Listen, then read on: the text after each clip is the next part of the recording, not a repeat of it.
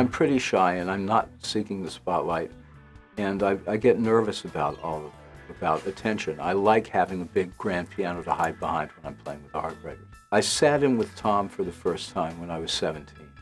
So I've been around a top-notch songwriter my entire life. Like, I'm 60 now. It's daunting when you're a songwriter, and then you get to work. I was fortunate enough to work with Bob Dylan, to work with John Prine, and you're around writer after writer after writer. I've worked with Roseanne.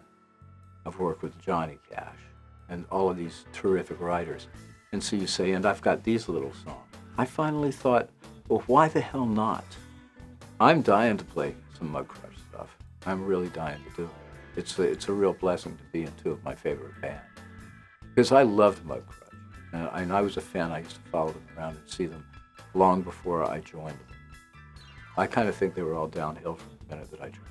I'd love to bring Mudcrutch all over the country, but the thing about Mudcrutch is it's a lot of fun, and I don't think any of us want it to become work. Jimmy Iovine produced one track that isn't on the record called Caribbean Wind. It's on a couple of different box sets.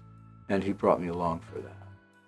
And he proceeded to leave in the middle of the session because of some disagreement with Bob without telling me he was leaving. And I'm in a room with Bob Dylan, who I've never met before, and a slew of other great musicians who I've never met before. And I'm in a studio all by myself, knowing nobody, and I'm the new kid in the corner.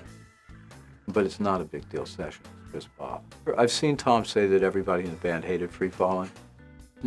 I asked them, can I play on this? Please, let me play on it, let me play on it. And Jeff Lynne does not like Hammond organs, and so he said, you know, it didn't need me on it, it's just it was such a beautiful song, I wanted the chance to play it. Now I get to play it with the Heartbreakers, but that song knocked me out. I'm sure that there's a reason that Tom called it a solo album. Maybe it's a mental state that he was in. I don't know, you'd have to ask Tom, but the fact is that it's the first Heartbreakers album with the new drummer. And at the time, the idea wasn't to replace Stan. Tom set out, I believe, to make a solo record, but very quickly, we were all on it except for Stan. It's a Heartbreakers record. To me, it's a Heartbreakers record. Maybe to Tom, it's a solo record. They're his songs, he's singing them, so maybe it is a solo record. It's just, you know, it's not a big deal. It's a really good record. I think it's one of our best.